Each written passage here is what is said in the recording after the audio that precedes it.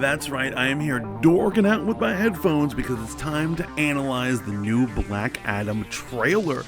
It alone stands as the one DC representative who's going to fight off all the crazy announcements coming out of D23 Expo this weekend, meaning it is The Rock versus everyone else at Marvel. What are they going to bring?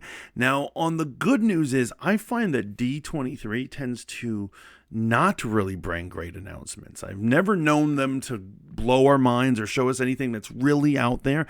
I actually think back in the day, the things they used to say at Comic-Con back in its like golden age, 2015 year or before, was way better, man. They used to just rock our worlds. They used to go out of their way to rock our worlds. I'm not sure if the Expo is going to do that, but here I am talking about Marvel when I should be talking about Black Adam. So let's get into it. Let's see what this trailer's got for us.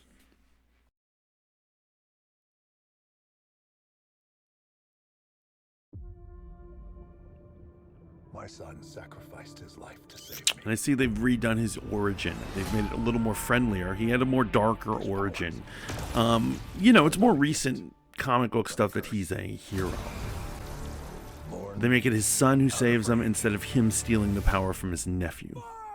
I do like these effects, and I like this look.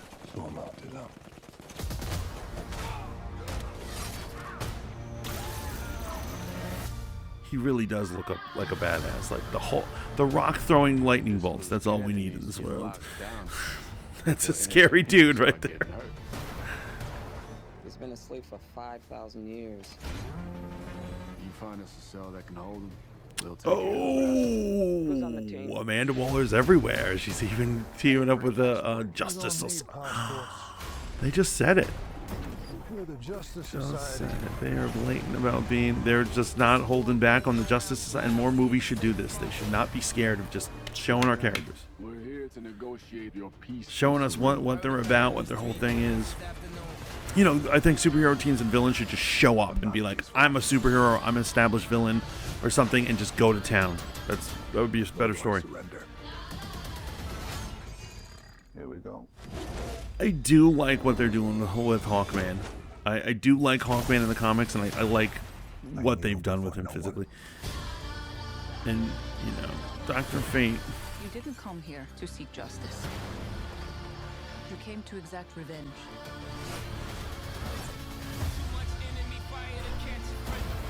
Their power sets are cool. They're flashy power sets, so it will look cool on screen. You believe you are not worthy, but fate does not make mistakes.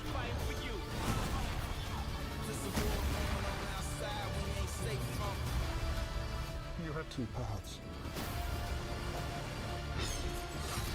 You can be the destroyer of this world. Oh, that's cool. That's either a great team up attack or something really, or he's gonna stomp him. I wish his cape was white, though. I do wish his cape was white. There you have it. There is the trailer for the new Black Adam, and quite frankly, I am completely and utterly sold. Like, I'm so excited that The Rock is finally entering the superhero game. We get to see, he gets to show his addition to it. He's been kind of waiting on the sidelines while other people get a chance, and a lot of people are getting chances that don't deserve it. Ezra Miller, and failing at it. Now, what do I think about this trailer right now? I think it really does look like a winner. It looks like it's a lot of fun. We all know we always enjoy The Rock no matter what he's in, so that's going to be a good time.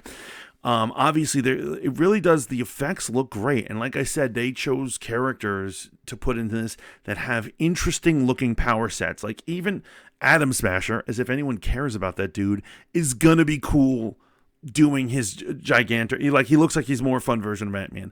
And even though Doctor Strange looks like he's ripping off of Doctor Strange's spell book, I don't care. Those are cool effects. That's going to be a good time. I find it interesting that Amanda Waller is in it. Now, I would be remiss if I didn't talk about this, because it seems that it's kind of like nagging on everybody. And this is the whole X-Mansion to the Justice Society secret getaway. Now, I like Justice Society, but I'm not sure if I know them well enough, that I like them well enough, that I would argue there's a difference between the castle in the comic books and whatever a mansion is. It's all the same, but everyone is pointing out that, like, visibly, it looks like the X-Jet is coming out of, like, a basketball court. Literally, that line was used in the original Fox movies. Now, I could be banking on a few things. And one, they don't care about Fox movies anymore. It is possible that people of my generation remember it, but I don't think that any Gen Zers, like a lot of them will be like, you'll be like, did you see the X-Men? And I'm like, I don't know. I think I saw the one with the Sentinels. And they're not sure, and they're not super into it. And that's just how it is. Now, is it okay that they're blatantly copying off them? Now, there's a lot of just general superhero shenanigans happening. Like, for instance, impossible tech. If you notice throughout this trailer, there's, floating bikes and hovercrafts and energy weapons, power restraints and, floating whatevers. And the question is, where are they getting it from? None of these superheroes produce super technology. And the question is, will we see more superheroes? Will Cyborg or someone show up? Now, probably unlikely because of Ray Fisher's situation, but it is interesting that there is a generalness to comic book movies, and I think that audiences are forgiving of that. I think people are going to be like, oh, whatever. Jet under a basketball court. Everyone was thinking it. Okay, if you say so. And they could also just be striking the way Feige strikes at DC. Oftentimes, Feige steals ideas and images from DC, and he makes sure they're in his movies because he's like, I can beat them to the cinema first. And I think that's what they could be doing. They'd be like, you're going to sit on your X-Men properties until Phase 7? I guess we can use your X-Mansion. It's very possible. So, another thing that we have to get into is the female lead right there. So, supposedly she's going to end up being someone, I'm not going to say their name because I think it is absolutely possible that if I say it get demonetized or chased around or something bad will happen. I don't want to risk it or whatever. This channel's too small. But she will become super empowered at the end of this, maybe sharing some of his power, and that there will be future duets. Like, the next episode will be Black Adam and beautiful chick whose name starts with an I, named after a Persian goddess. Now, the question is, what is Warner Brothers going to do with the future of the DCEU? This is clearly set in the DCEU. The mere fact that we see Amanda Waller cements it in there. So the question is, are they going to keep making movies in it? And if they're going to get rid of it, how can they just keep the Black Adam around? As long as the Black Adam is around, people will have hope. Snyder fans and all these people, which I'm part of, will absolutely have faith that it's coming back, or it could come back, which is actually leading me to be that they're not going to do a complete hard reboot. Dwayne "The Rock" Johnson generates money, practically prints monies for movies. He steroids for movie. I do not think Warner Brothers wants to start their new app and Warner Brothers Discovery career alienating such an important celebrity. He's an important celebrity and producer and just dude. And I don't think they want to end that. And I don't think they want to end the possibility of sequels. If this movie makes $1 billion, which I wouldn't be surprised if it is, if Aquaman can do it, this certainly can. What is going to happen?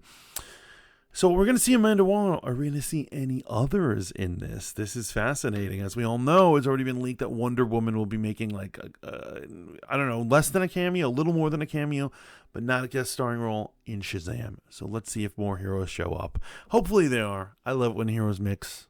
I'm loving this. This is looking like a good film. I'm absolutely gung-ho about this film. I think it was excellent, but the more important question is, what did you think? Please let me know down in the comments. Remember to give it a like, share, and subscribe to Voice of the Fat Mantis so we can talk more about Black Adam, analysis of DC, Marvel, all the superhero stuff, and all the nerd news that is fit to print. Until next time, ciao.